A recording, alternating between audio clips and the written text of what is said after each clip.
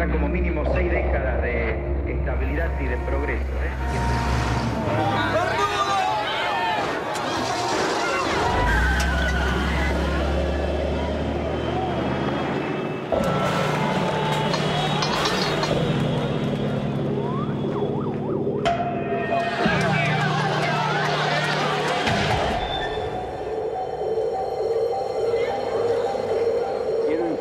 Que ante eso he decretado el estado de sitio en todo el territorio nacional.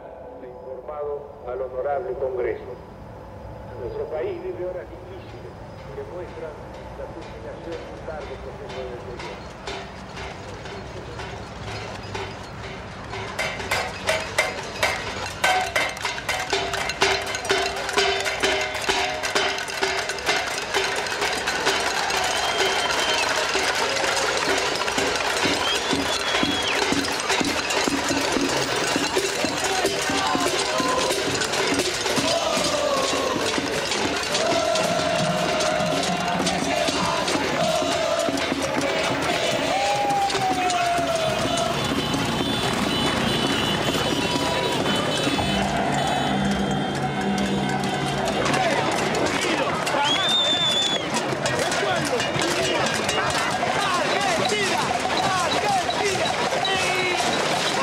Después de muchos años, cuando el país parecía sumido en la apatía, estalló la insurrección.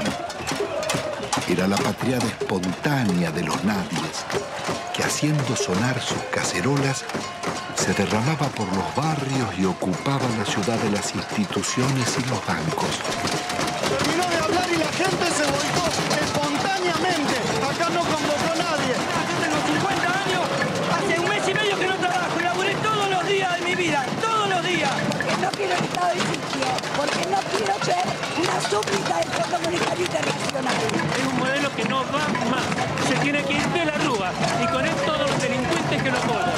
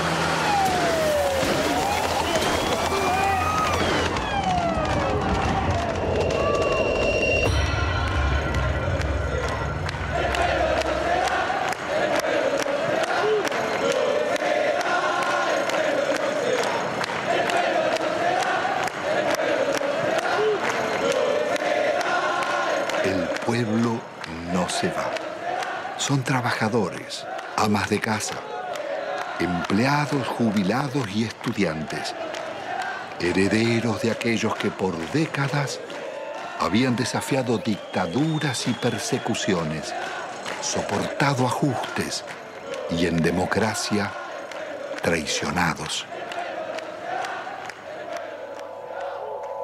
¿Qué había pasado en la Argentina? ¿Cómo era posible que en una tierra tan rica se sufriera tanta hambre? El país había sido devastado por un nuevo tipo de agresión, ejecutada en paz y democracia. Una violencia cotidiana y silenciosa dejaba más víctimas sociales,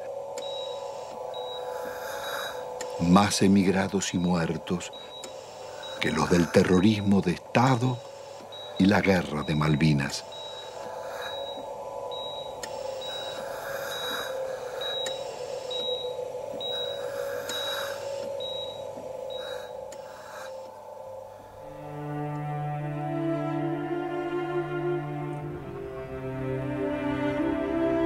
En casi 2 siglos de vida independiente, la deuda externa argentina ha sido una de las causas del empobrecimiento y la corrupción y uno de sus escandalosos conflictos. Desde el primer empréstito firmado por Rivadavia en 1824 con la banca inglesa Baring Brothers, la deuda serviría para fortalecer a sus socios argentinos, controlar finanzas y transferir recursos a las metrópolis. Desde entonces, la deuda externa estuvo ligada a los negocios y complicidades de casi todos los gobiernos, desde Mitre y Quintana a Menem y de la Rúa.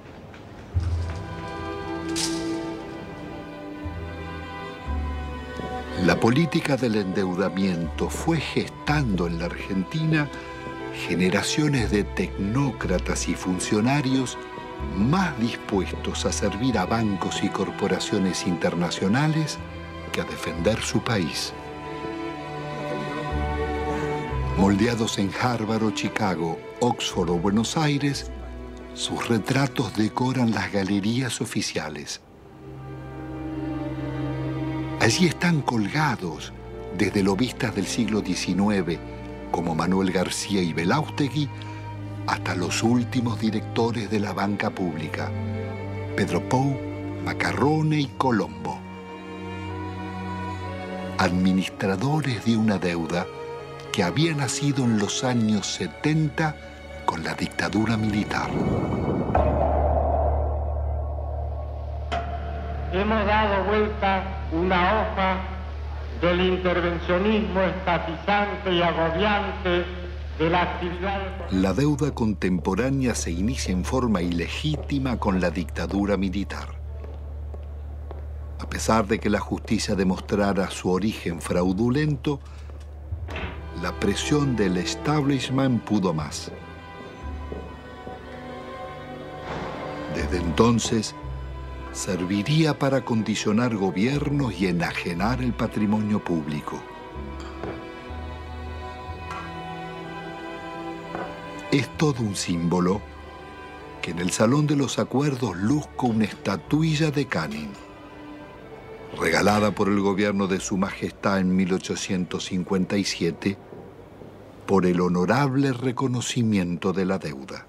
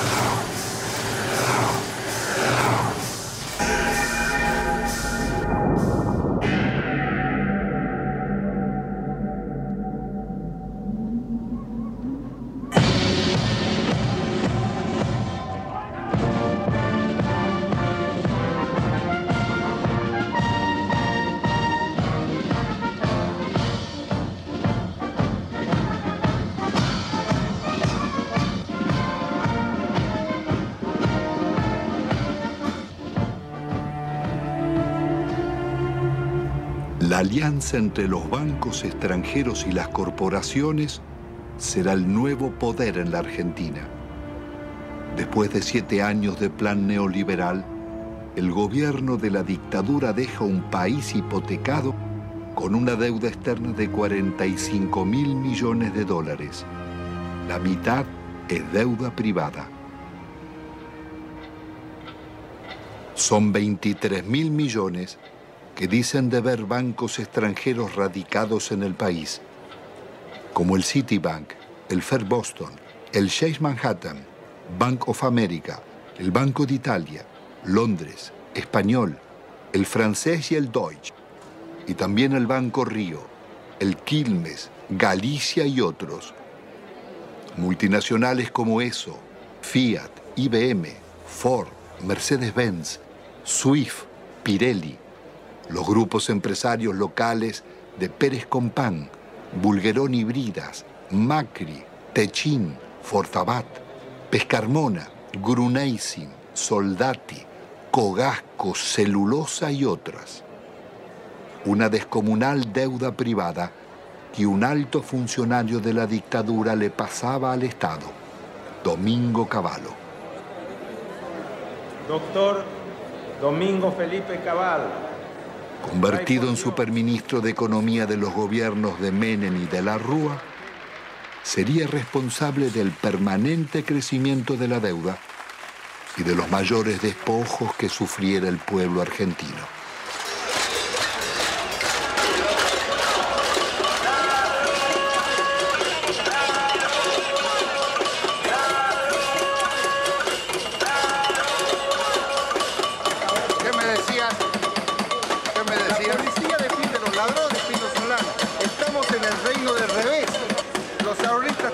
Manifestarse pacíficamente en defensa de sus ahorros que han sido confiscados por el banco en complicidad con el gobierno nacional.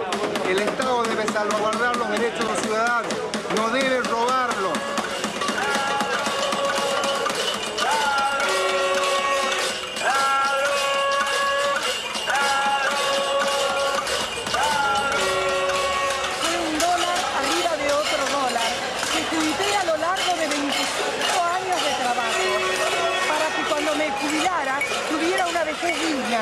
Cosa que el gobierno no me da.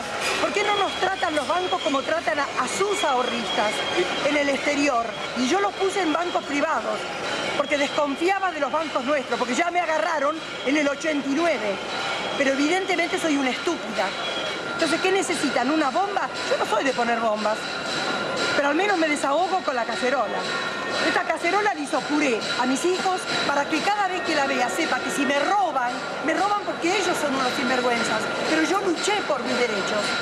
Yo soy el decano de los cañitas de Avellaneda, 65 años vendiendo diario y todos mis ahorros están en el Citibank. ¿Por qué no me lo devuelven? El gerente me dijo que me lo iban a devolver. Mentira, mentira y mentira. Y todos mis ahorros del sacrificio de mi vida los tengo ahí. Hay una deuda externa en la que los bancos le deben a la Argentina. Es una deuda inversa, en cierto modo, porque las casas matrices tienen que hacerse cargo de los depósitos bancarios. Eso está en la jurisprudencia argentina desde 1971, en el famoso caso Swift-Deltec, en donde se resolvió que la casa matriz era responsable por las deudas de sus filiales. Y es una estafa que el Estado tenga que hacerse cargo de las deudas del sector privado. ¿Y el caso de nuestra deuda externa? La deuda está plagada de ilegitimidades. Primeramente hay una ilegitimidad de fondo. Es ilegítimo pagarle a los bancos cuando hay 18 millones de pobres y 9 millones de indigentes. Hay una prioridad humana en esto. Segundo, hay usura. La usura está aprobada tanto que si se hubiera aplicado una tasa de interés normal, la deuda externa se hubiera terminado de pagar en 1988. ¿Pero cómo fue la estafa? Hubo préstamos de las casas matrices a las filiales que eran movimientos intracompañía, que esos préstamos eran considerados deuda externa, cuando en realidad eran movimientos dentro de la misma empresa.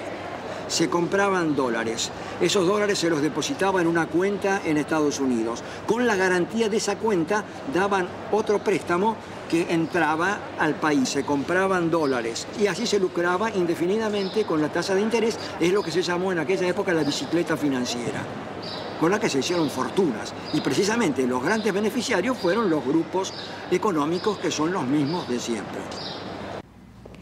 Al finalizar el gobierno de Alfonsín, la deuda externa se aproxima a 54.000 millones de dólares.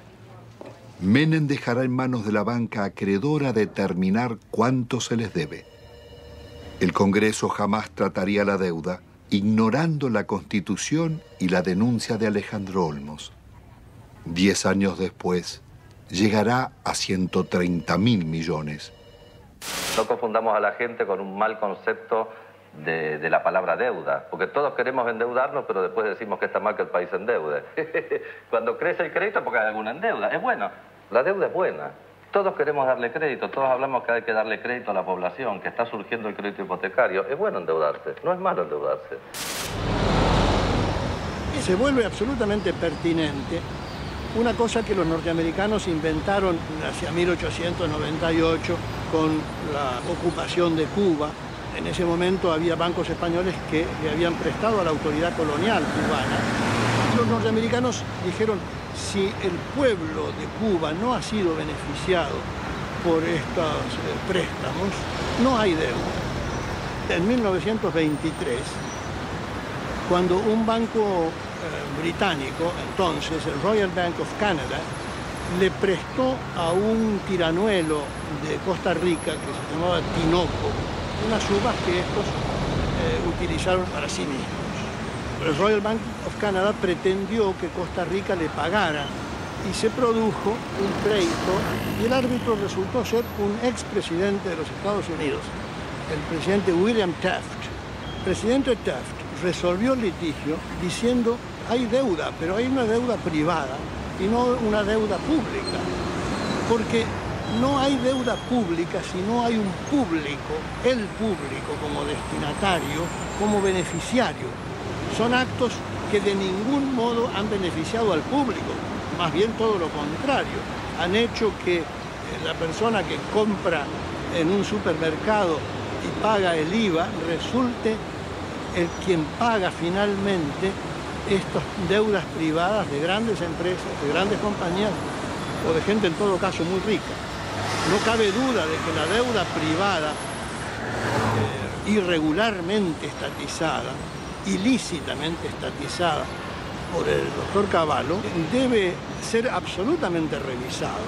¿Cómo se llama esa teoría, doctor? Se llama teoría de la deuda odiosa. Una directora del Fondo Monetario Internacional, Karen Lissaker, representando a los Estados Unidos, dijo, si aplicáramos la teoría de la deuda odiosa, toda la deuda del tercer mundo se caería.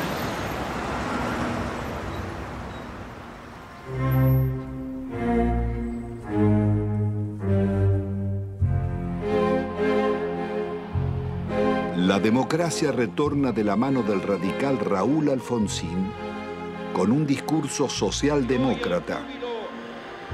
Promete defender los derechos humanos, dar batalla contra la pobreza y demostrar que con la democracia se estudia, se cura y se come. Al balcón del histórico Cabildo de la ciudad de Buenos Aires, el presidente de la República, la enorme responsabilidad de asegurar la democracia y el respeto por la dignidad del hombre en la tierra argentina. Hemos dicho que esto significa que el Estado no puede subordinarse a los grupos financieros internacionales, pero que tampoco puede subordinarse a los privilegiados locales. Pero el Estado está en quiebra y es preciso optar. El ministro Grinspoon propone denunciar la deuda externa y privilegiar el crecimiento. Alfonsín lo considera inviable y cede a la presión del poder. Y esto ha de lograrse a través de un ajuste que va a ser duro y que va a demandar esfuerzos de todos. Esto se llama, compatriotas, economía de guerra. Y es bueno que todos vayamos sacando las conclusiones. El drástico ajuste se llama Plan Austral. Una vez más, millonarios recursos públicos pasarán a los bancos y corporaciones. Alfonsín actúa con un doble discurso. Promete investigar la deuda, pero ordena al presidente del Banco Central legitimarla. Promueve el juicio a las juntas militares por los crímenes de la dictadura y 2 años después, las leyes de obediencia debida perdonarán los delitos cometidos bajo órdenes superiores. Es el logro de la insurrección de los oficiales carapintadas. La población sale de sus casas y desafía los tanques.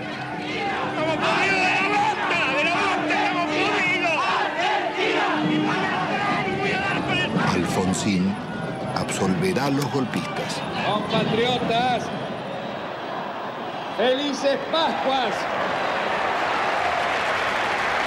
Los hombres amotinados han depuesto su actitud. Algunos de ellos, héroes de la guerra de las Malvinas, que tomaron esta posición equivocada. La derrota electoral del radicalismo acelera la crisis. Un golpe del mercado desata la hiperinflación y se producen saqueos en los supermercados. He resuelto resignar el cargo de presidente de la nación argentina con el que el pueblo me honrara desde el 10 de diciembre. Alfonsín debe renunciar 6 meses antes de finalizar su mandato.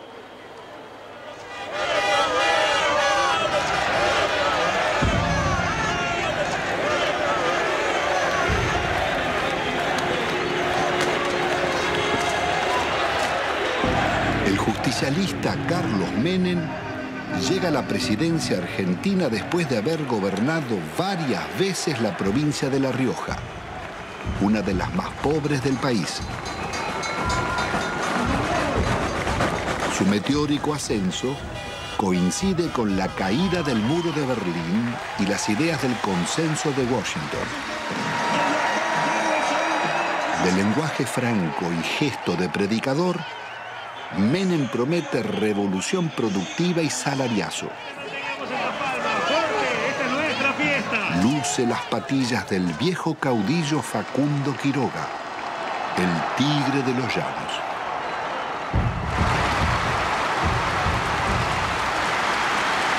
Argentino por argentino de pie, por los niños pobres que tienen hambre, por los niños ricos que tienen tristeza, por los hermanos sin trabajo, por los hogares sin techo, por las mesas sin pan, por nuestra patria. Yo les pido que me sigan, síganme, no los voy a defraudar, no los voy a defraudar, no los voy a defraudar.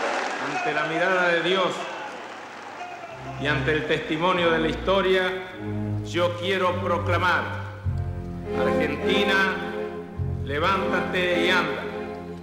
Hermanas y hermanos, con una sola voz para decirle al mundo: se levanta a la faz de la tierra una nueva y gloriosa nación. Son los tiempos del supuesto fin de la historia. El discurso único de la globalización y las democracias neoliberales en América Latina.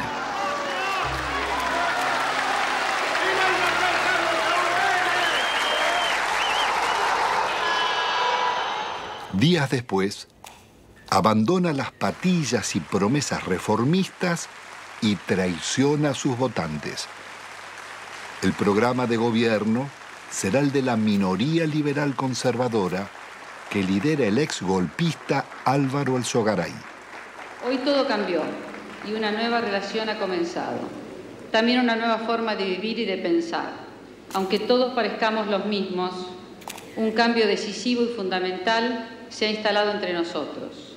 Y es un hecho de justicia histórica que este cambio lo realice un presidente justicialista, cerrando así el ciclo que comenzó hace 40 años. Jamás nadie como Menem había osado llevar la traición como bandera, ni ejecutar con tanto cinismo acciones contra la nación. El travestismo del nuevo jefe va a pulverizar medio siglo de resistencias populares. Impone la ideología de la derrota frente al modelo global. Indulta a los jefes de la dictadura y traiciona a millones de trabajadores que soportaron la represión. Abandona el antiimperialismo popular y la política de no alineamiento de Perón y Evita para establecer relaciones carnales con Estados Unidos. Su programa será el del Banco Mundial y el Fondo Monetario.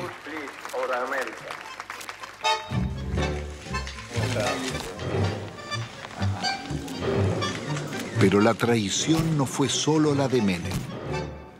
Buena parte de la dirigencia político-sindical tiró por la borda una vida de resistencias. Muchos se sentaron en la mesa del arreglo y optaron por indemnizaciones. Otros se convirtieron en socios del millonario festín de las privatizaciones.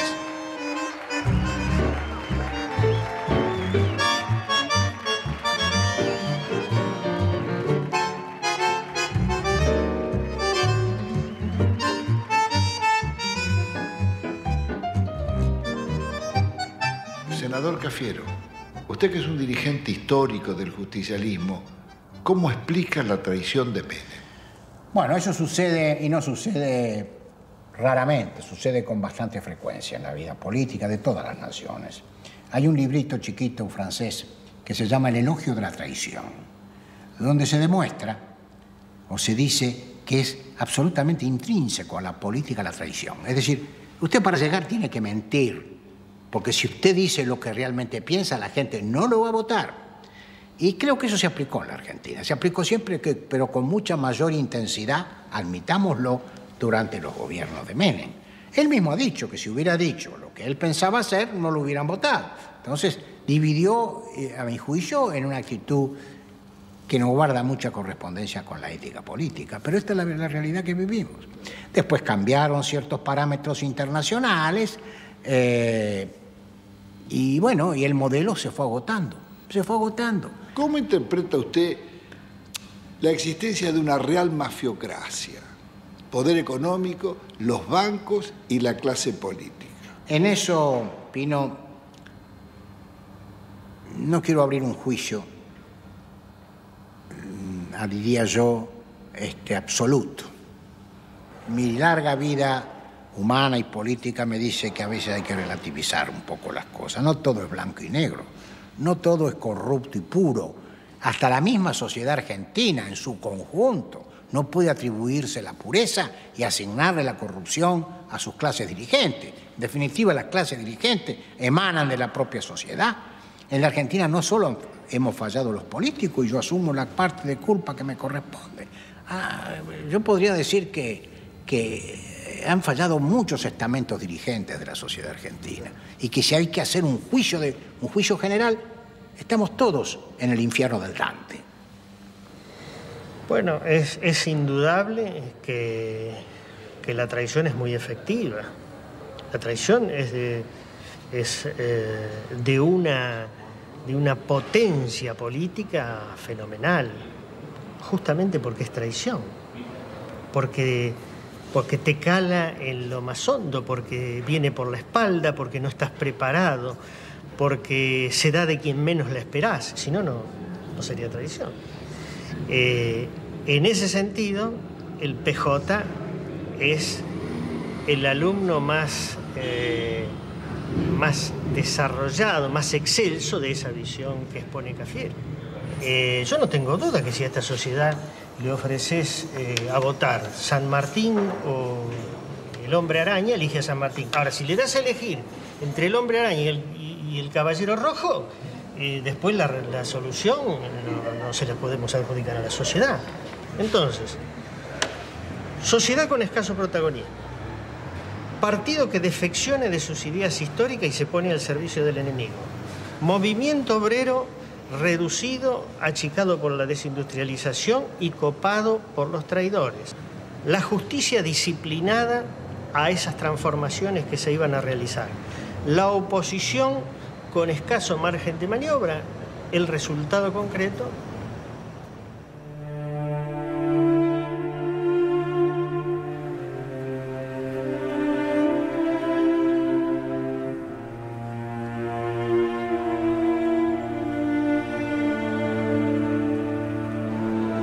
El modelo neoliberal de Menem sería inseparable de la degradación republicana y la corrupción.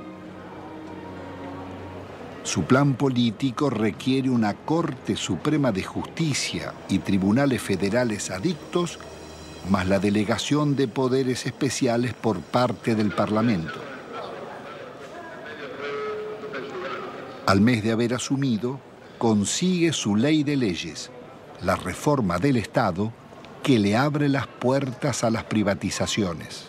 El Senado de la Nación trata hoy una ley trascendente para el país, que por primera vez va a atacar en forma frontal las deficiencias estructurales que tiene el Estado Nacional en su conjunto y a través también de sus empresas públicas. Nuestro reconocimiento en nombre del presidente de la República Argentina, porque con este proyecto en su ejecución iniciamos la revolución productiva.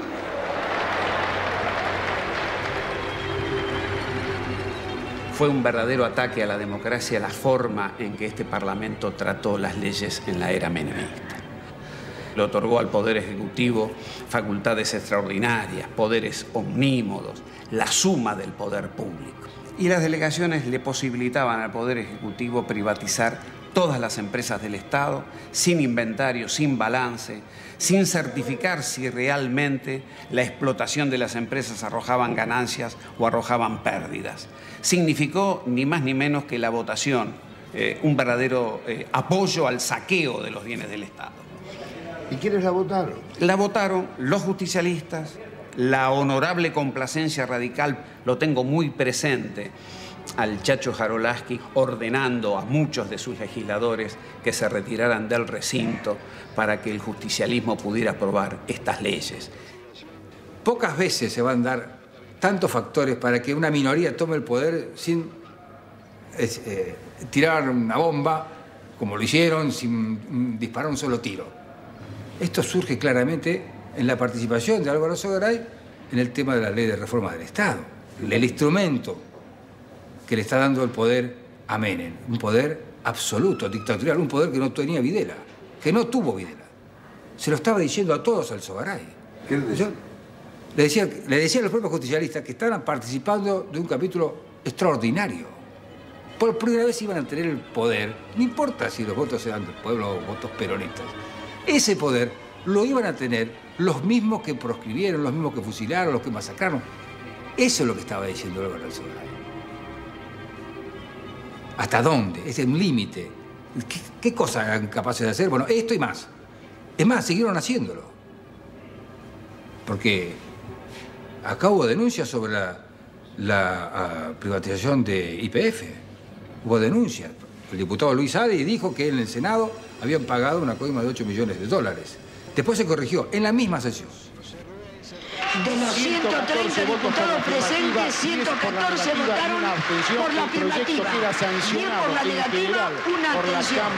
No podemos más que felicitarnos de estos diputados que han dado el quórum, que han hecho funcionar la Cámara, pero creo que hoy es un día de júbilo, hoy es un día de festejo para la Argentina, que desde hoy el petróleo pasa a ser de las provincias, YPF pasa a ser una empresa que cotiza en bolsa, que va a tener inversión privada, y el dinero que de esto surja es de los jubilados. Miles de millones de dólares pasan del patrimonio del Estado a los jubilados. Las bellas palabras escondían algunos de los actos más infames que el Parlamento haya cometido.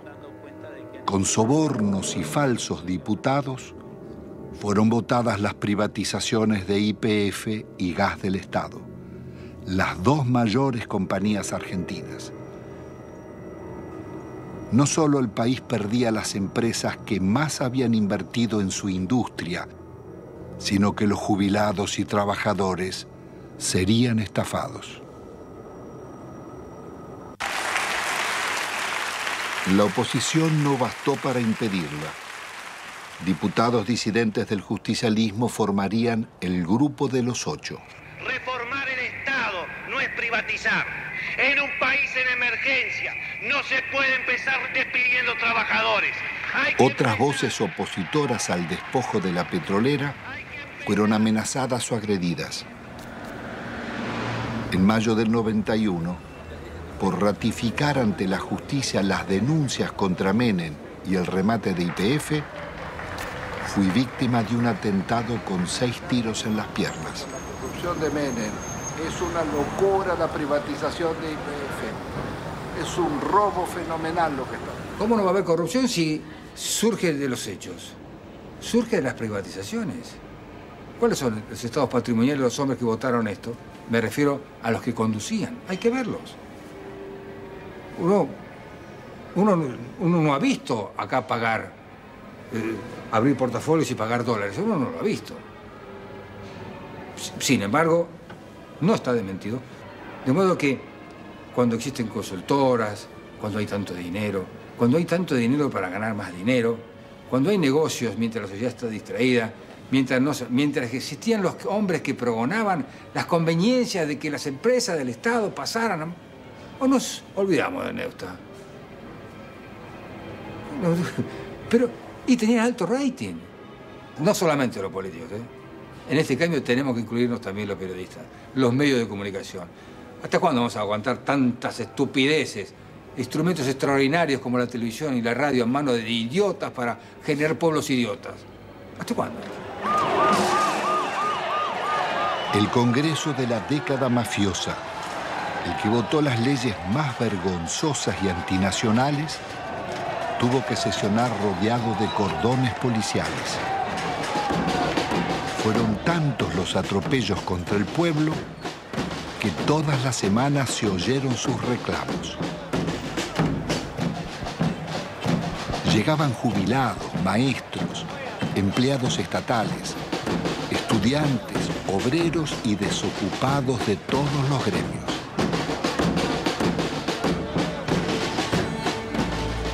Comenzaron los tiempos oscuros en que el presupuesto nacional se aprobaba en Washington antes que en el Congreso. Y el ministro Dromi llamaba a la resignación porque el país estaba de rodillas.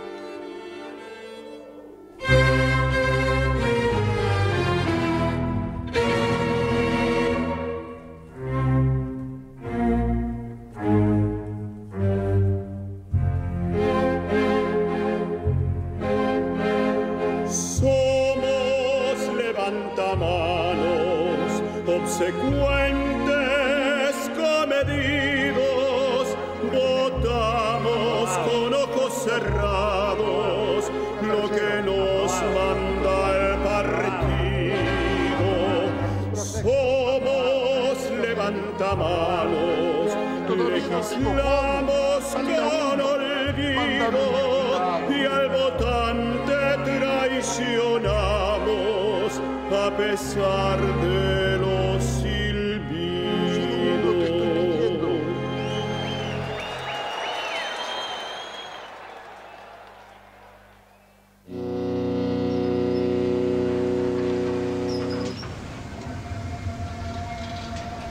El instrumento concebido para consolidar el modelo es el plan de convertibilidad.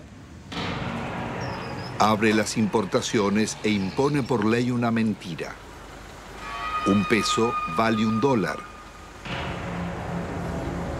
Logra detener la inflación, pero deja indefensa la industria nacional.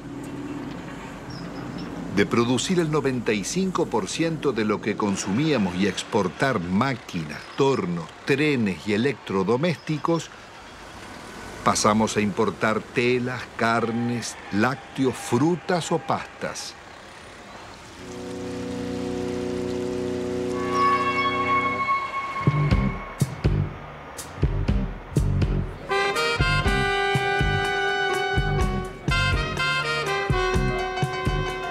país se dolariza. Todo podía pagarse en pesos o en dólares.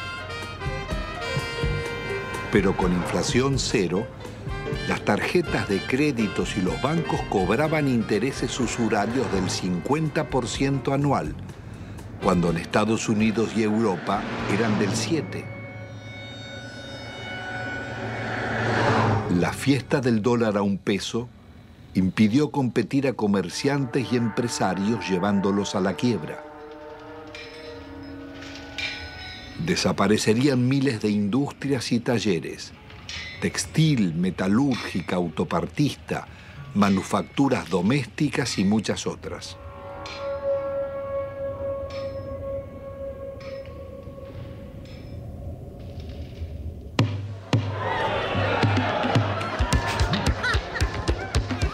Fueron los años farandulescos de la exhibición de fortunas malavidas. Tenemos que tratar de no robar por lo menos 2 años. Es lícito la coima, es lícito apropiarse de lo ajeno. Y si alguien tiene que meter la mano en la lata, la ponga despacito, chiquitito, que no se vea. La vida se privatiza y se amuralla. Nace el país de los custodios y los countries, el de los ricos y famosos.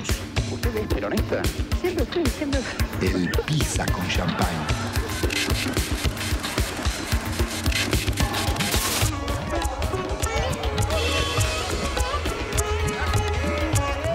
Tocar YPF, tocar el petróleo en Argentina era tocar a la madre, era lastimar a Gardel, era ofender la bandera. El petróleo bajo la tierra no le sirve a nadie, a ninguno. Esto pasa cuando no usas la camisa. Y yo creo que todos tenemos derecho a una cuota de frivolidad de cuando en cuando. De gran seductor que usted tiene, ¿si le molesta un poco? No, todo lo contrario, me ayuda.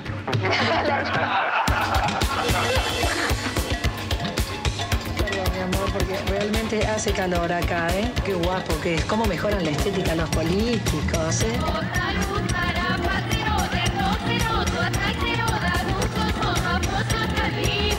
Estoy apasionado por este modelo económico, que es mentira que produzca más pobre, que lo fabrique.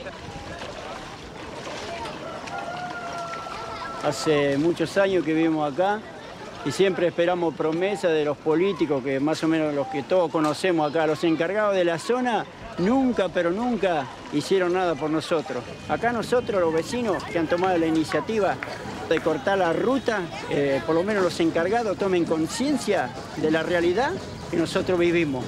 Los chicos no pueden ir al colegio. Cuando hay un enfermo al fondo, no puede salir porque no puede entrar a la ambulancia, no puede andar un coche. Nosotros queremos vivir dignamente, como merecemos. Somos gente pobre, somos gente humilde. Nosotros no queremos comprar ilusiones. Que nos vengan a nosotros con un asadito, con una ropita, con una botita para los chicos. Y nosotros queríamos que ese rollo se entube. Había todo el dinero, todo lo necesario, pero el dinero que hicieron se lo llevaron ellos. Nos robaron. Si ponemos a hablar de robar, ellos fueron los artífices, digamos, los que enseñaron al pueblo a robar. Ya no pasamos a ser solamente la maestra que antes enseñaba, sino para ser el contenedor social en la escuela. La mamá que te viene a pedir si tenés un par de zapatillas que te sobre de tus nenes, de enfrentar a la misma comunidad cuando tenemos el problema de la inundación. Somos centro de evacuación, pero albergamos a nuestros propios alumnos porque la tormenta le voló las chapas, porque no tienen dónde dormir. El chico está pendiente de lo que está pasando en la casa o pendiente de que terminan de repartir la leche y es el primero ir a la cocina para llevarse los sándwiches que quedan. No lográs captar un minuto su atención porque está pensando en otra cosa. Y a veces se te desmayan. O sea, se te desmayan y le preguntás, bueno, ¿qué comiste anoche? O ¿qué tomaste esta mañana? Y una sopita, te dicen, un té. Y se te desmayan, es muy frecuente. Nosotros ya estamos acostumbrados. Pero te da bronca, te da bronca. El plan de convertibilidad integraba un proyecto de dominación funcional al pago de una deuda externa que era incobrable. En 1992, el ministro Cavallo negocia con el secretario del Tesoro americano Nicolás Brady canjear la deuda por el patrimonio público que se ofrecía a precio de remate.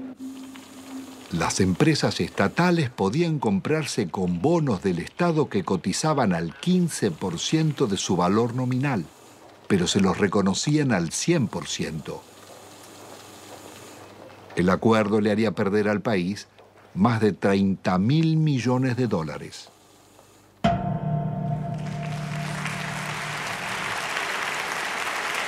El gobierno de la Nación Argentina cumplimenta esta noche 7 cabalísticas privatizaciones, 7 sectores estratégicos del quehacer nacional. Encaramos las privatizaciones de la televisión, de los teléfonos, de instalar el sistema del peaje, de instalar la concesión vial o la concesión ferroviaria, también de privatizar las radios y de incorporar, por supuesto, la privatización de la empresa estatal de la aeronavegación. Nosotros hemos ideado un decálogo que dentro de unos días se conocerá, que es el decálogo menemista de la reforma del Estado. El mandamiento 1 son palabras de Menem, él no lo conoce aún. El mandamiento 1 está extraído de sus muchos discursos, dice así: nada de lo que deba ser estatal permanecerá en manos del Estado.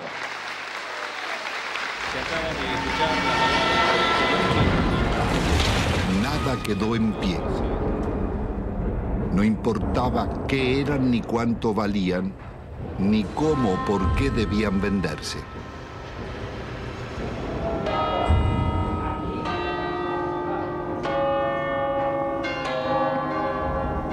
Más allá de los siglos y los métodos, las concesiones de bienes del Estado serían continuidad de las viejas explotaciones coloniales. Antes fue el oro y la plata de Potosí. Hoy las ganancias del petróleo, el agua o las comunicaciones. Las compañías extranjeras hicieron en nuestro país lo que no les hubieran permitido hacer en los suyos. En términos de incumplimiento de las obras de inversión, se le perdonaba. Si no lo hacían o si no se aumentaban las tarifas, como se hizo en la Panamericana, para que el usuario le financie la inversión. No se les exigió capital propio. A mayor riesgo, mayor ganancia. En la Argentina, a nulo riesgo empresario, ganancias descomunales. Duplicó o triplicó en dólares la tarifa. Apenas 26, o sea, el 13% de ese total, se llevaron casi el 60% de estas utilidades. Telecom en la Argentina, una utilidad media en todo el periodo del 15%, Telefónica del 16%. Las 10 operadoras internacionales más importantes del mundo, entre las cuales están Telefónica y Telecom, rentabilidad promedio 5,4. Estas mismas empresas que acá son tan rentables son públicas en sus países de origen. Las empresas argentinas se vendieron sin deudas. El Estado se hizo cargo de 150.000 despidos exigidos por los concesionarios. Las principales inversiones vinieron de España y Francia. Entel se vendió por la quinta parte de su valor a Telefónica y Telecom. La endeudaron por 6.000 millones de dólares. Aerolíneas Argentinas daba beneficios y tenía 37 aviones. Fueron hipotecados por Iberia para comprarla. Aerolíneas terminó vaciada. La empresa de agua fue tomada por un consorcio europeo liderado por las compañías Suez y Vivendi. La endeudaron en 8 veces su capital. Obtuvieron rentas excepcionales y no realizaron las obras convenidas. 800.000 personas quedaron sin agua potable y 1 millón sin cloacas.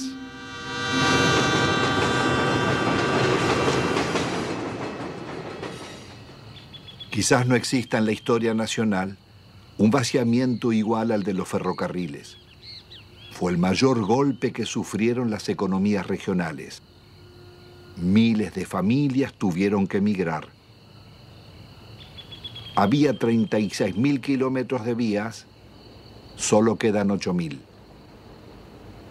95.000 puestos de trabajo, quedan 15.000.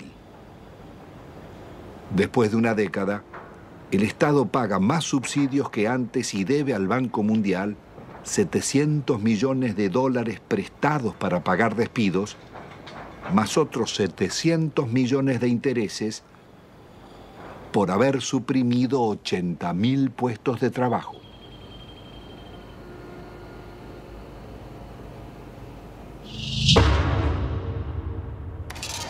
Cuando se hicieron las privatizaciones, no había subsidio para nadie, al contrario, el argumento para privatizar ferrocarriles fue el déficit. Hoy están subsidiados hidrovías, los ferrocarriles, los concesionarios viales. La magnitud del subsidio recibido por las rutas nacionales fueron 1.100 millones de dólares. Y dejaron de pagar 980 millones de dólares de canon. O sea, se robaron 2.000 millones de dólares. Deben pagar un canon por el uso económico de un bien público nuestro como sociedad. Ninguno pagó el canon. ¿Quién no pagó? Ninguno. Ni los concesionarios viales, ni el Correo, ni Unequian. Sistemáticamente la seguridad jurídica en Argentina fue unilateral. Es para las empresas. Pues, siempre que renegociaron en contra de los usuarios y consumidores. ¿Cuál es la razón para que siga funcionando semejante impunidad? La política. Y los negocios políticos y los acuerdos políticos. Las privatizaciones se hicieron a la medida de las corporaciones. La patria contratista financió todas las campañas electorales, todos los gobiernos, todos los golpes de Estado y realizaron todas las obras públicas.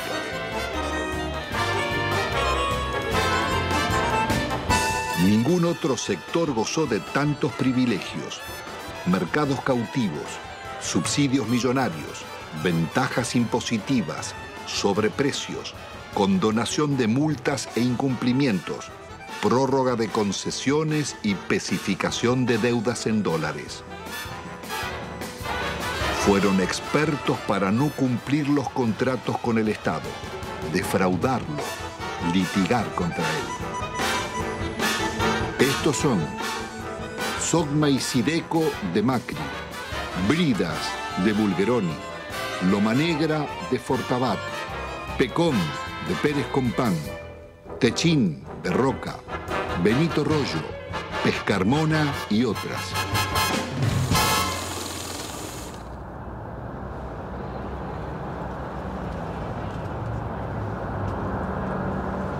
La desocupación estalló como una epidemia contagiando la sociedad entera. Cientos de colas de desocupados se multiplicaron por todo el país.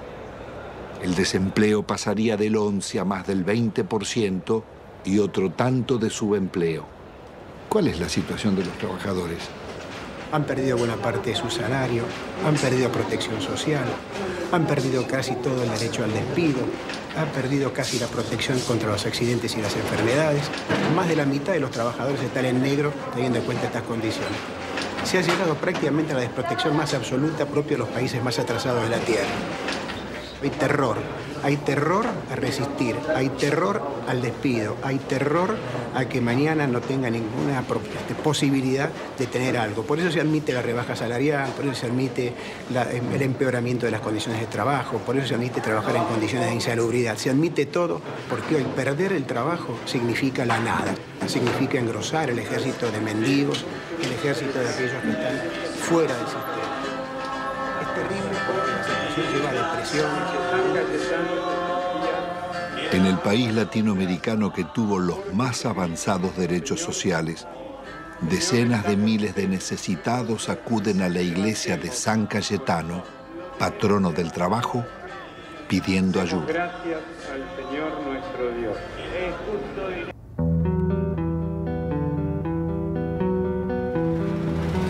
Argentina es un caso único en el mundo y en América Latina. No se conoce un país que haya entregado su gas y su petróleo sin haber perdido una guerra. Hay que pensar que fue una verdadera traición al país de una clase dirigente. México, Brasil y Venezuela no privatizaron en absoluto su petróleo. Félix, ¿por qué fue una salvajada la venta de YPF? Fue una salvajada por el papel que tenía YPF dentro del país y en el concierto de las petroleras del mundo. Uno tiene que recordar que cuando Mosconi constituyó la primera empresa estatal del mundo, YPF, se tomó el concepto de que el petróleo es un bien estratégico y la venta de los combustibles un servicio público de interés nacional. Cuando subía el precio internacional, YPF mantenía bajos precios en función de sus costos y no del precio internacional. Yacimientos Petrolíferos Fiscales fue creada en 1923 bajo la dirección del general Mosconi. En 1907 se había descubierto crudo en la Patagonia. A pesar de sus detractores, la industria petrolera pudo desarrollarse sin depender del capital externo, siendo un modelo para América Latina. Fue tan exitosa su expansión que recaudaba tanto como la provincia de Buenos Aires y detectó reservas por $200.000 millones.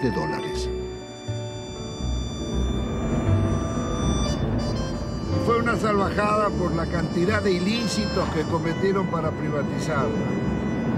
Si se aplicara la ley de hidrocarburos, la mayor parte de las concesiones caen.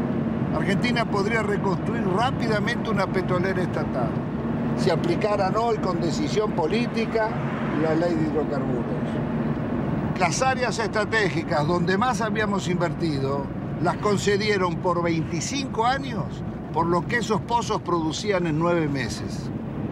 El remate fue tan grosero que Menem mismo se llevó las acciones a Nueva York para venderlas. A 19 pesos una acción que costaba 38 y 350 millones de acciones por 19 pesos tenés la estafa del país. Fue tan grande la estafa que se contrató a la empresa McKinley para que rebajara las reservas argentinas y al año siguiente se subieran al mismo nivel que se tenía anteriormente. Vendieron un área con una reserva, supongamos, 100, y la reserva del área tenía una reserva de 140. El monopolio de las 4 empresas nos ha castigado con las tarifas más caras del mundo y paga regalías de las más bajas del mundo. ¿Pero y quién controla los pozos? Sacan lo que quieren. Sí, y hacen simple declaración jurada. ¿Cómo? Por simple declaración jurada nos dicen, nos informan a los argentinos lo que extrajeron. El valor de las reservas y de lo que está bajo tierra y el valor de las instalaciones se lo regalaron. No hubo que montar nada. Estaba el área con los muchachos adentro, con los equipos adentro, y estaban los caminos donde se colocaba el petróleo iba a tal caño, iba a tal otro caño. Toda la que está era la excelente infraestructura que habían tenido las empresas del Estado, especialmente YPF.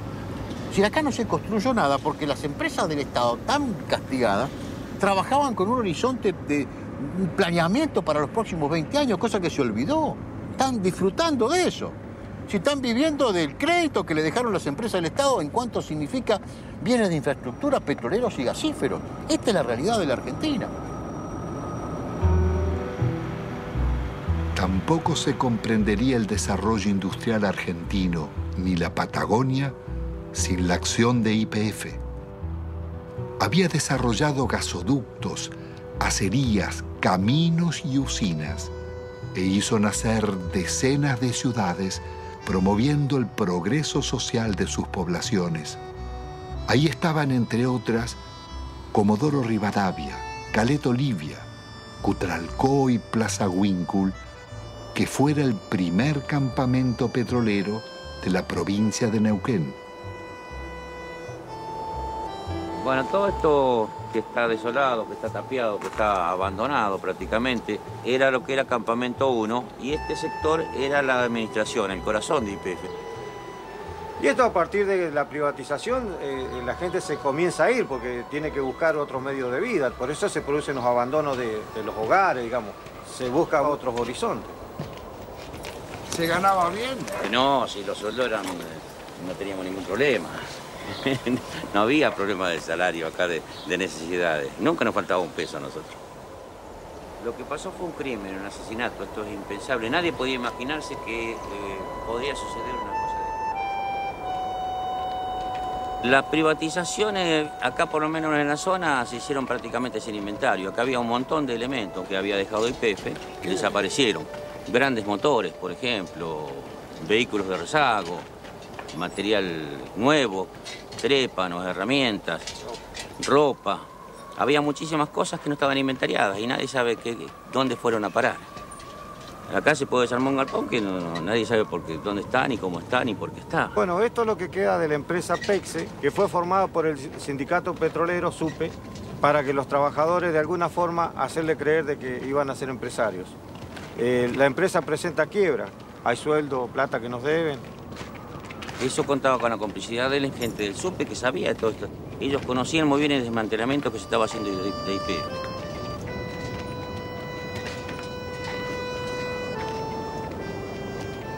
Si la gente agarraba 40, 50 mil dólares y aunque lo echaran de la empresa y le hacían por ahí hacer un curso de repostero, de computadora, de cualquier cosa, durante un año donde le estaban pagando. Entonces la gente por ahí aceptó la privatización y aceptó el despido, sin pelear. Porque claro, tenía la plata en el bolsillo. Lo que pasa es que esa plata después se la fue gastando. Se compraron vehículos, se ampliaron casas, se pusieron kioscos, negocios. Mucho desocupado. Muchísimo desocupado. Nosotros podemos hablar de 5.000, 7.000 desocupados o más. No hay censo. No hay censo serio que nos diga hay tantos desocupados. Pero sabemos que son miles los desocupados. Sabemos que somos miles los que estamos subocupados y que vivimos a medias. Pero los desocupados no solo fueron los de YPF. A ellos se sumaron otros miles de las industrias y comercios que cerraban. Años después, en el invierno del 96, Utralcó protagonizaría una pueblada. Nos estamos cagando de hambre nosotros. Le damos el gas, le damos el petróleo, le damos la electricidad y nos pagan así. Agotados sus reclamos por trabajo, miles de desocupados se instalaron en la carretera nacional durante días y noches, soportando 10 grados bajo cero y resistiendo las cargas de la gendarmería.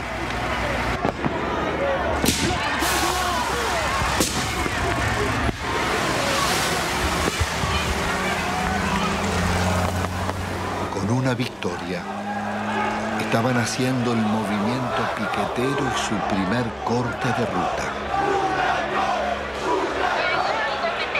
Me retiro del lugar y las fuerzas que vinieron conmigo también. La jueza ordenaba el retiro de la gendarmería. ¡El pueblo ganó! ¡El pueblo! ¡El pueblo ganó! ¡El pueblo ganó! ¡El pueblo unido jamás será vencido! ¡El pueblo unido jamás será vencido! ¡El pueblo de la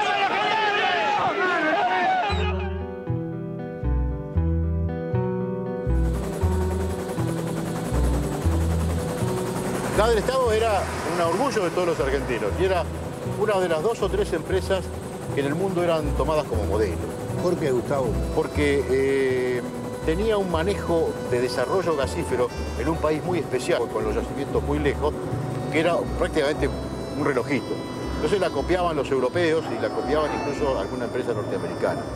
Y además porque en 50 años de trabajo había incorporado 5 millones de argentinos a disfrutar del gas natural. Y en 90 años anteriores que estaban las compañías británicas, solamente había 300.000 argentinos con un gas importado muy caro. Petrobras había tasado a gas del Estado en 25.000 millones de dólares.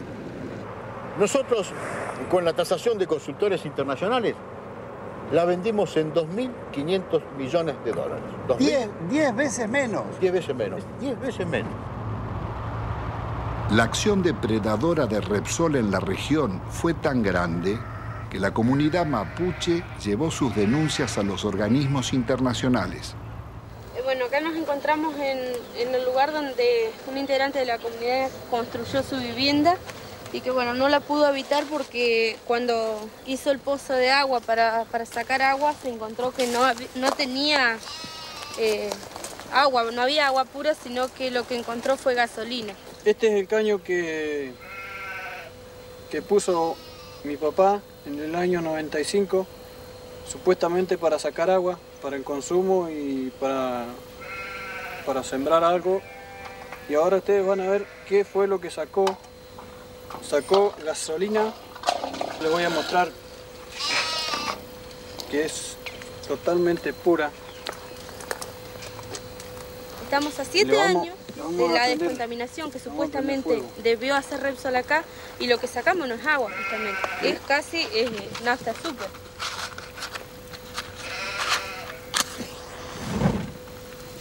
Ahí está.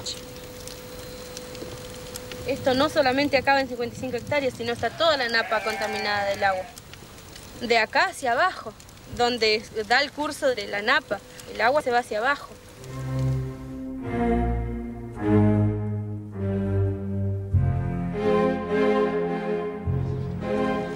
Carlos Menem pacta con Alfonsín su reelección a cambio de una reforma constitucional donde se incluyen nuevos estatutos y un tercer senador por la minoría que favorece al radicalismo.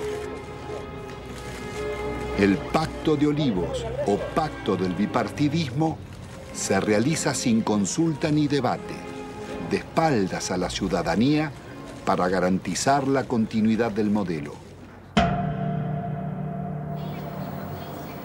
La reforma viene a legitimar a Menem, que ha promulgado más de 300 decretos leyes, 10 veces más que en toda la historia nacional.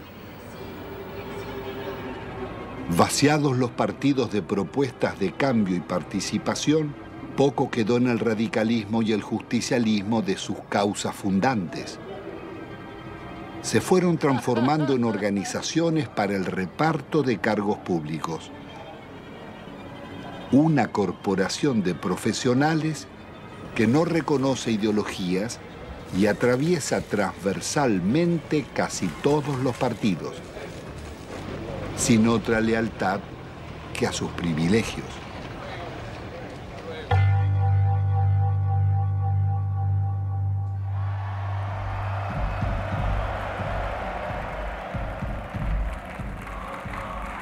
De la otrora poderosa Confederación General del Trabajo, solo queda el eco de antiguas multitudes. Su asociación fervorosa con Menem terminaría vaciando los gremios de trabajadores.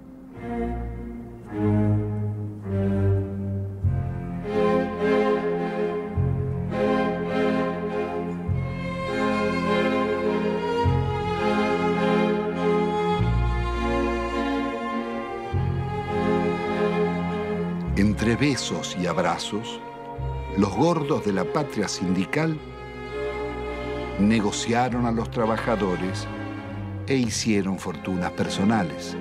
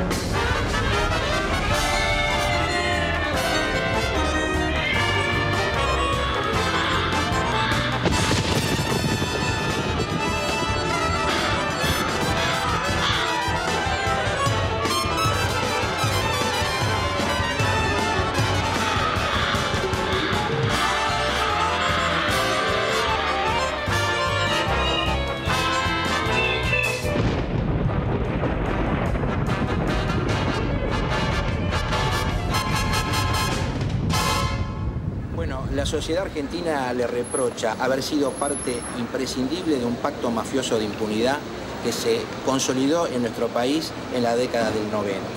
Se le reprocha haber admitido, haber legitimado el remate de las empresas públicas al mejor postor y de una forma realmente a precio vil.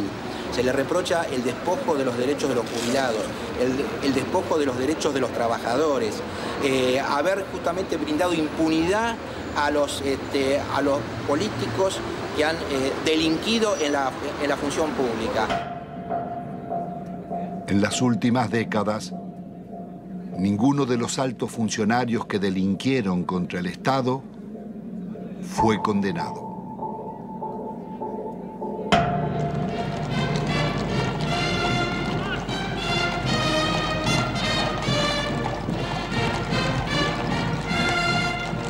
Al amparo de una justicia dicta, la asociación espuria entre la corporación político-sindical y el poder económico-financiero consolidará la mafiocracia. Desempeñar con lealtad y patriotismo el cargo.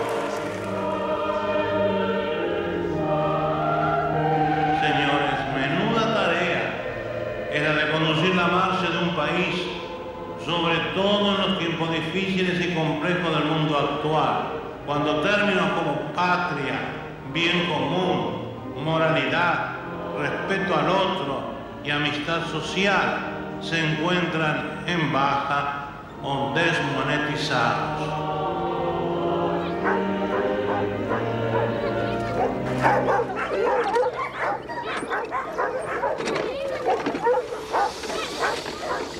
¿Qué va a comer? Tengo 7 chicos, no tengo trabajo, no tengo no tengo ni mercadería, nada, no tengo colchón, no tengo colcha. En la indigencia total estamos aquí. No se puede sacar.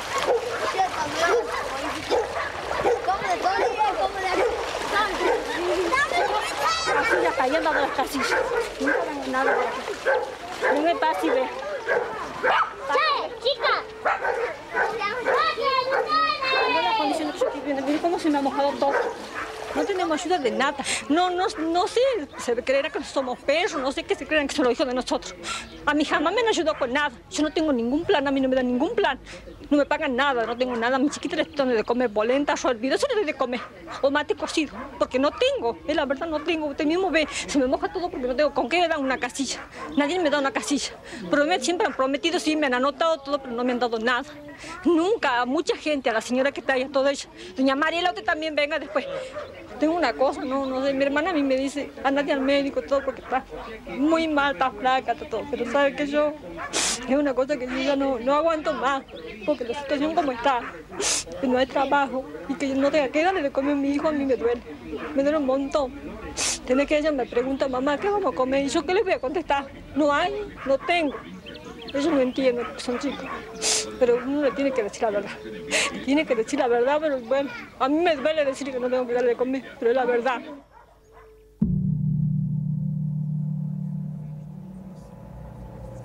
La mafiocracia une empresarios con políticos y magistrados, traficantes con funcionarios, sindicalistas y comunicadores. Fueron tan hondas las complicidades como hipócrita su accionar. Sí, yo presidí la comisión de lavado de dinero que mostró de qué manera todo el dinero negro proveniente de narcotráfico, corrupción y evasión era sacado de Argentina. Iba por empresas máscaras, básicamente constituidas en Uruguay, por eso el sistema uruguayo era de alguna manera el brazo ejecutor de la salida, de ahí una banca de corresponsalía en Estados Unidos o en Suiza. Sí, nosotros investigamos al Citibank, investigamos al Credit Suisse, al Dresdner Bank, al JP Morgan. Es decir, ellos tenían en Argentina el centro de sus operaciones sucias, a través del Citibank, el Banco República y el Federal Bank de Moneta. Llegó a manejar el 60% de los medios de comunicación social de la Argentina. Además, de los medios de comunicación, por ejemplo, canales por cable, Telefe, Azul Televisión, Radio Continental, Editorial Atlántida, torneos de competencias y distintos canales por cable del interior, Cablevisión, además de ser el controlante del paquete accionario de Telefónica de Argentina. Así que no solamente eran los medios de comunicación, sino las telecomunicaciones en Argentina. Obviamente con una fuerte llegada al poder político y sobre todo a la Suprema Corte. Recordemos el famoso fallo de la Suprema Corte para habilitar el rebalanceo de tarifas telefónicas que benefició a Telecom y a Telefónica de la competencia internacional. Y que sospechosamente en esta investigación que realizamos en Estados Unidos, uno de los miembros de la Corte, el primo hermano del abogado de Moneta, terminó con un depósito de $800.000 hecho en el Citibank de Nueva York. ¿En cuánto se calcula el vaciamiento o el giro por las comisiones de las privatizaciones? Entre 5.000 y 10.000 millones de dólares. ¿Y quiénes son los responsables? Hay 3 personajes centrales, Cavallo, Menem y Cohen. Es decir, en el periodo de los últimos 10 años. Y un banco lavador, el Banco General de Negocios. Ahora, también detectamos nosotros coimas pagadas al gobierno de Alfonsín, básicamente al Banco Central de la República Argentina, por parte del BCCI, un banco lavador de narcotráfico que después financió el 80% de la campaña de Menem. Queda clara la complicidad entre la clase política, el narcotráfico y finalmente la política también de exacción. El saqueo de fondos públicos a través de retornos y sobreprecios fue norma en las contrataciones del Estado. Se calcula que más de un 20% de la inversión pública se diluyó en comisiones. El ministro Manzano, aludiendo al presidente, diría: robo para la corona.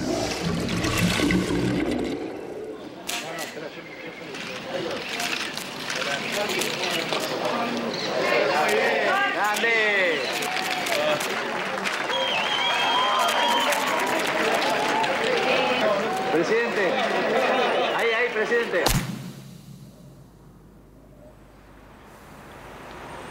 Uno de los mayores focos de corrupción fue el PAMI, Obra Social de los Jubilados.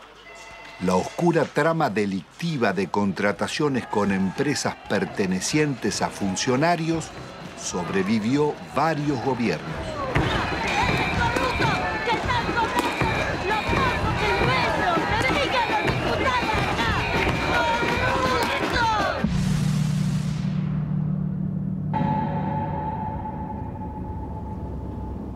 Yacyretá es una de las más grandes represas de llanura del mundo, con un dique de contención del río Paraná de 67 kilómetros de largo.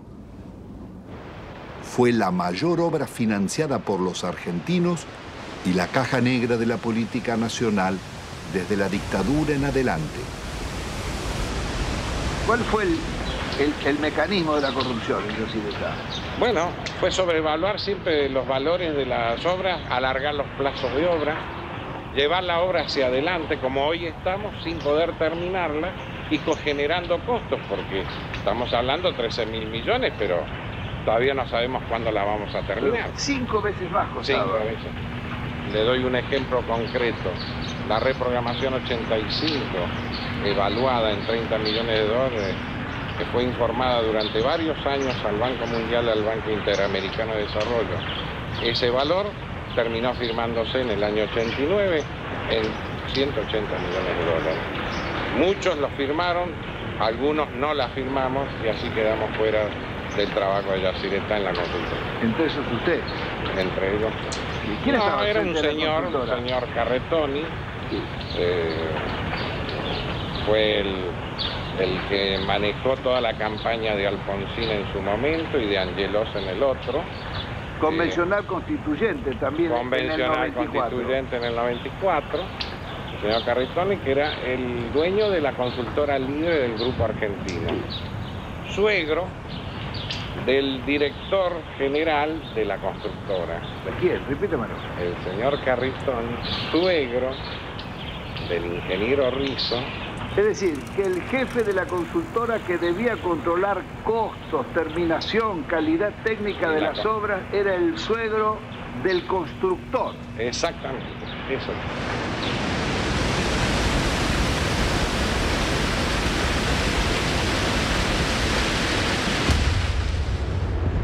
La Argentina enviaba armas rumbo a Ecuador en guerra con Perú, en momentos en que la Argentina era garante de la paz entre Ecuador y Perú. Violábamos también con armas hacia Croacia y hacia Bosnia, violábamos la disposición de Naciones Unidas para esta maniobra, fabricaciones militares, conducción del ejército argentino, fábrica militar de Río Tercero, por donde pasaron la mayor cantidad de armas que venían desde el norte argentino con zona liberada.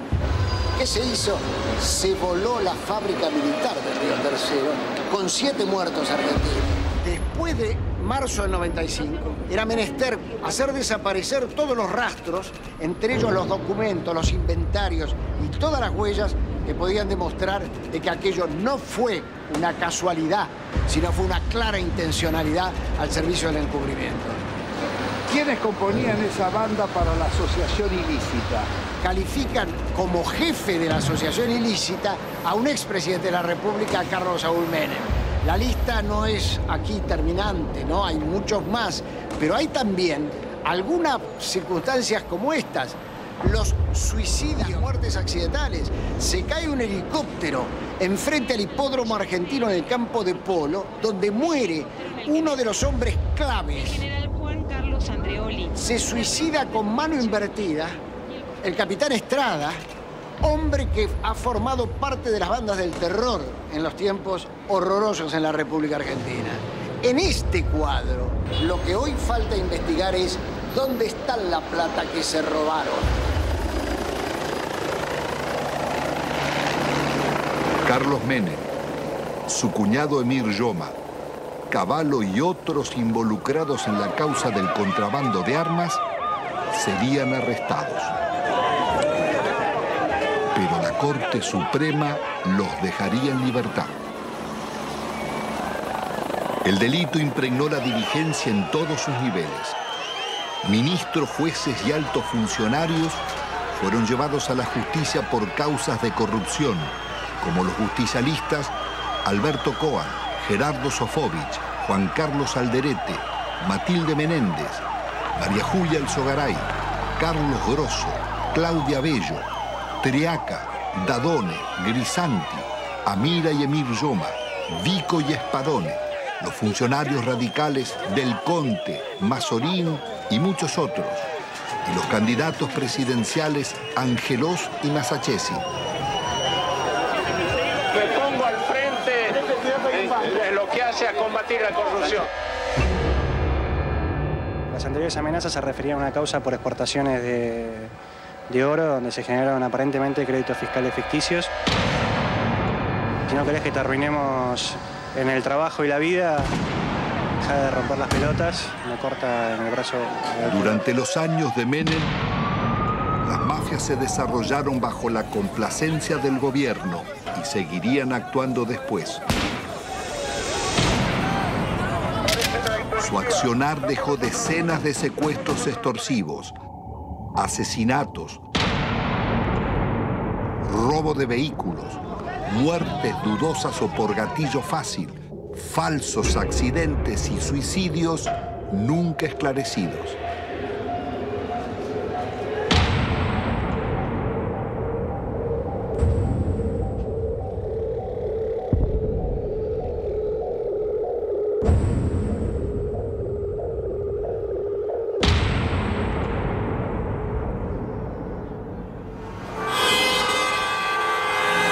En la Argentina de los grupos mafiosos, la campaña mediática de la Alianza promete trabajo y lucha contra la corrupción, respetando el modelo económico y la deuda externa.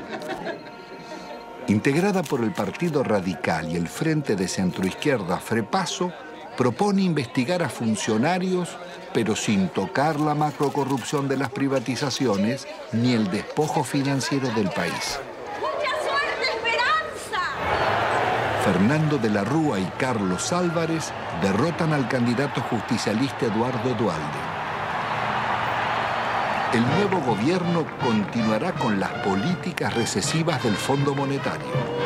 ¡De la Rúa! ¡Arriba de la Rúa! Una vez más, el mandato de la ciudadanía será traicionado. Rebaja de salarios públicos y aumento de impuestos.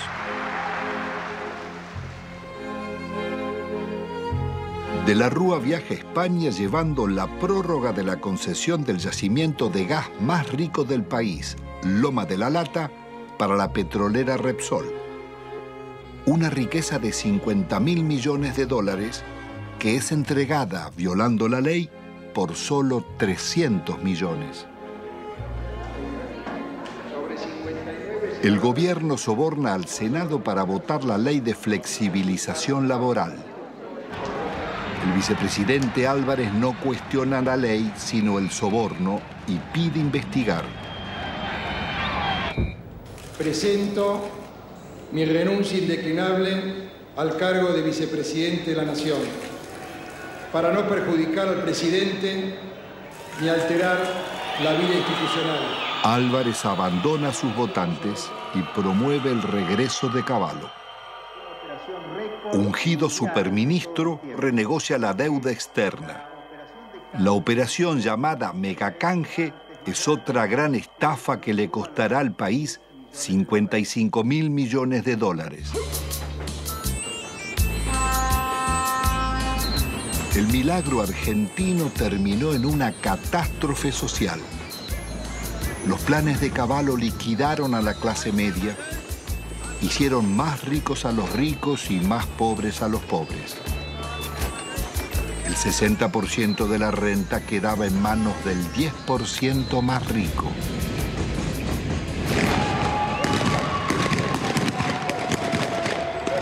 Está padeciendo la gente tiene hambre, somos guerrilleros, mira la hambre que tenemos. De la Rúa opta por la represión.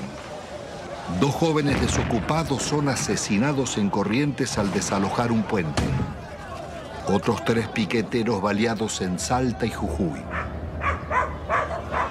Jamás un presidente constitucional había dejado tantos muertos en tan poco tiempo.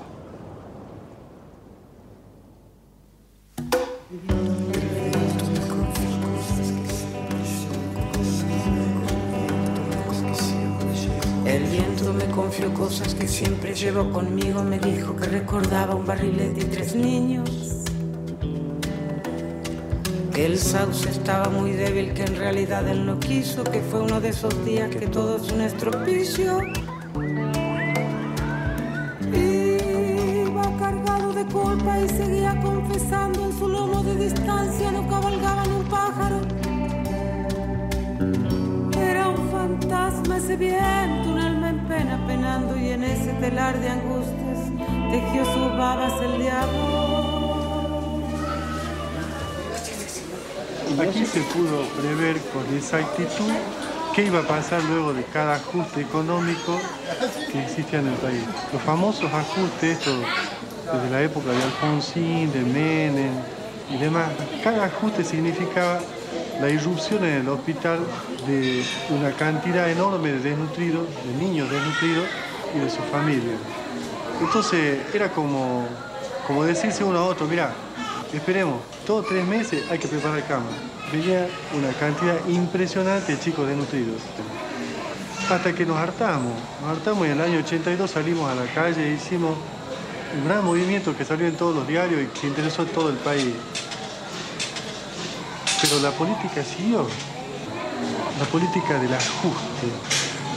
Cada ajuste era una puñalada en el corazón para un médico que venía aquí porque sabía que después de ese ajuste, 3, 4, 5, 6 veces más, los chicos que nacían en ese periodo no iban a comer. Entonces íbamos a tener esta cantidad de chicos y de ahí nació este documento que nosotros hicimos hace poco que dice, otros toman las decisiones, nosotros lo vemos morir.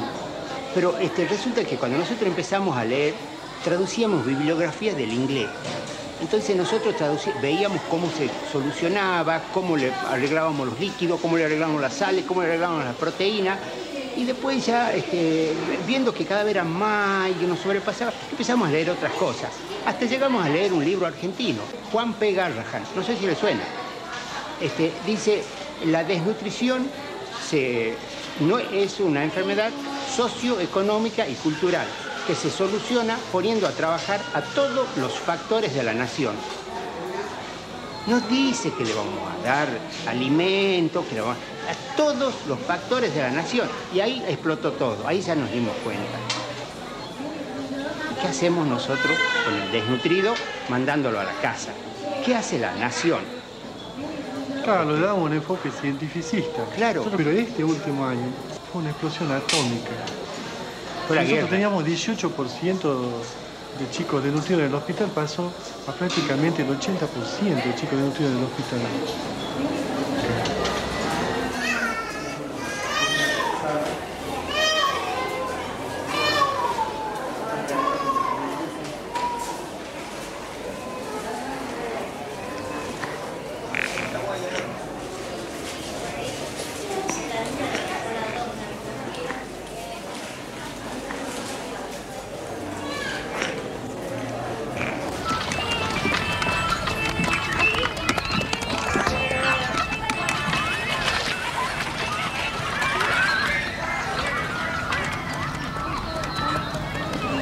ustedes ven un basural, los niños sin padre, una chica de 14, 15 años embarazada, ningún padre, un montón de los hijos de nadie, donde comen un día sí, un día no. Y yo le digo a esa chica que tiene 14, 15 años, mira, dale a tu nene para que la diarrea, pollito, polenta, lechecita, agua limpita. Y bueno, eso es una falta a la ética, eso es una crueldad inconcebible. ¿Cómo le voy a decir si ella está comiendo de la basura? Los chicos viven de la basura. Estos son sobrevivientes de la tercera generación de desnutridos, o de la segunda generación, los que están dando a luz estos chicos. Porque cuando se produce el fenómeno mueren muchos chicos.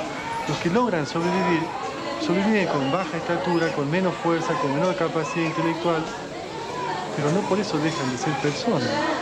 No por eso deja de tener sentimientos. Eso de calificarlos como si fuera un subproducto de la sociedad es indignante. Son personas como vos y como yo. No solamente desde el punto de vista de los derechos, sino desde el punto de vista de que también le duele un hijo, de que también le duele una criatura que se le muere, que se le enferma, y de que también tiene derecho a tener su casa, su agua potable, su comida todos los días, su trabajo. Los derechos, aquí hablamos de derechos humanos. ¿Qué derecho humano tiene esta persona? Se le han pisoteado todo, absolutamente.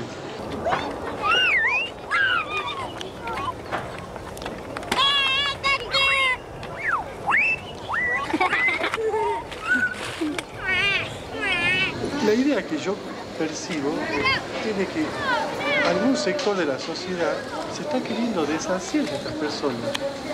Molestan a ese sector de la sociedad. ¿Y cuál es ese sector de la sociedad? Están identificados, el que se llevó todo. 90% de indigentes, 10% que lo tienen todo. No sé qué modelo, esto no es un modelo, esto es una cosa que yo tengo 54 años y es siempre lo mismo. La historia es ajustemos. El que vino no sabía ajustar y sigamos ajustando. Y se cagan todos. Y los chicos se los va corriendo como de la mesa y caen abajo y no comen nada. Lo que no se quiere ver del país, que es la gente que nace, vive y muere sin documentos, sin estar registrada, la otra Argentina, la oculta, con los que están incluidos y los excluidos. Porque con los excluidos ya no nos interesa ni rescatarlo, que no se reproduzcan, ponerle el glue, esterilizarlo, sacarlo de circulación. Todavía nadie se animó a decir no mostrarlo.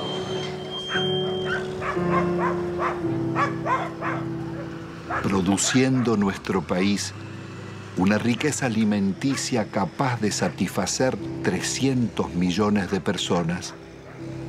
Los niveles de pobreza que denunciaba la película La Hora de los Hornos en los años 60 serían apenas el anuncio del genocidio neoliberal de los 90. De enfermedades curables o desnutrición, mueren cada día en Argentina 55 niños, 35 jóvenes y adultos, 10 mayores. Un promedio de 35.000 personas por año.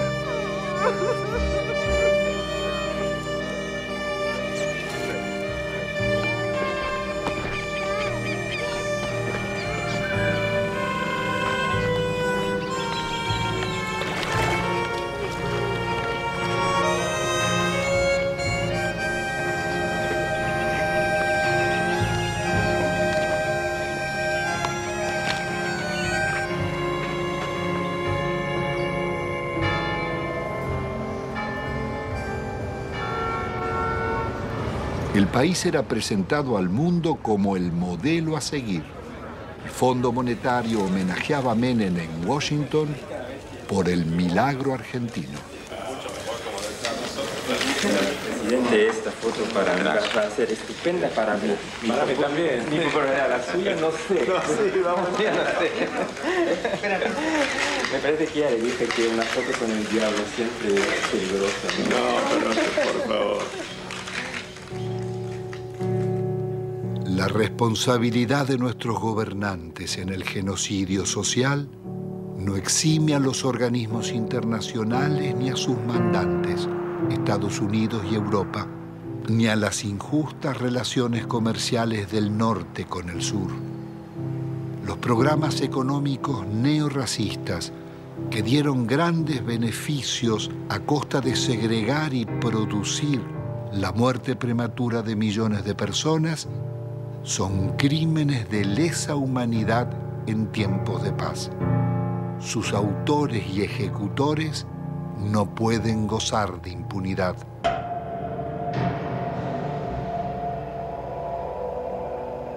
Después de un cuarto de siglo, el balance económico es devastador. La deuda estatal y privada pasó de 7.800 a cerca de 170.000 millones de dólares, pero se ha pagado en concepto de servicios casi otro tanto y 150.000 millones se han fugado al exterior. Argentina ha perdido otros 150.000 millones por los subsidios agrícolas en Europa y Estados Unidos. Desde 1999, el crecimiento será cero y el país marcha hacia la devaluación y la cesación de pagos.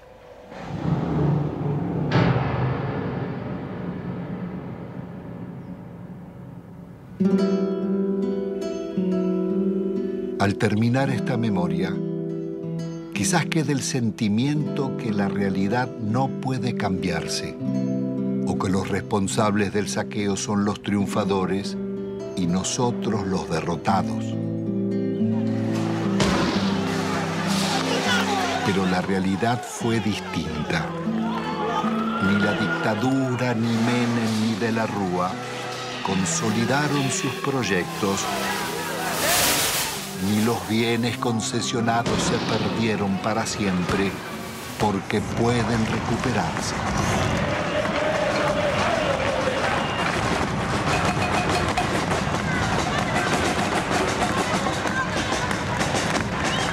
El modelo neoliberal terminó en una hecatombe.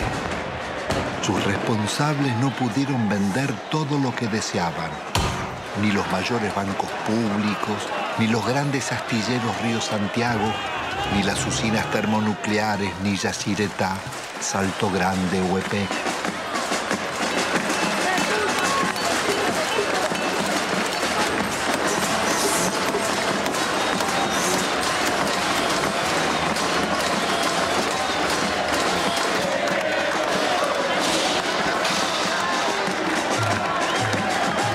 Menem y de la Rúa tampoco pudieron imponer la salida represiva, ni acallar las marchas del silencio ante los crímenes mafiosos y el gatillo fácil, ni frenar la permanente acción de las madres, abuelas e hijos de desaparecidos.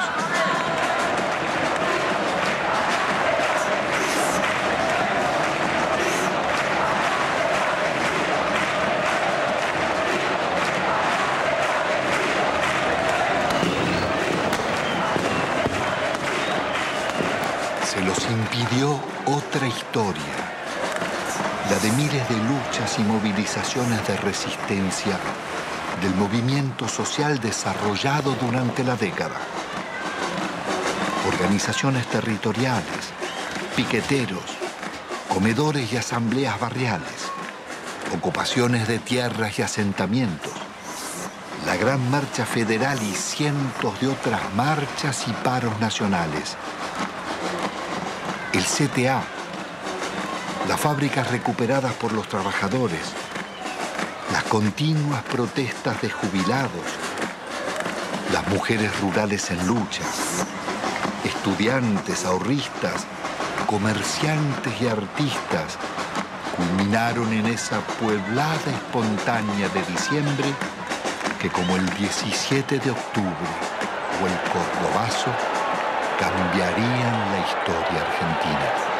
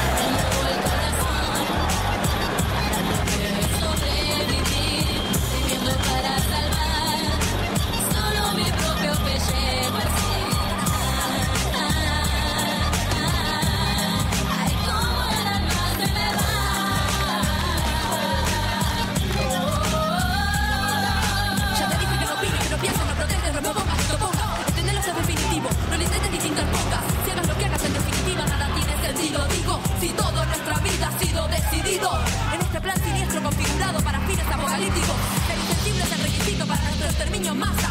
Son tiempos en que los métodos de aniquilación no son los mismos. Ya no nos desaparecen, ahora lo hacemos nosotros mismos, dándonos pequeños espacios de expresión sin respuesta, volviéndonos una protesta que a nadie molesta, como esta, domesticados como leones de circo, neutralizados, paralizados. Pero ¿qué nos pasa? Que no nos despertamos, vamos al carajo. Yo me bajo, en Argentina no hay trabajo, la dignidad humana va cayendo cada vez más bajo, no hay atajo, y esto ya se derrumba.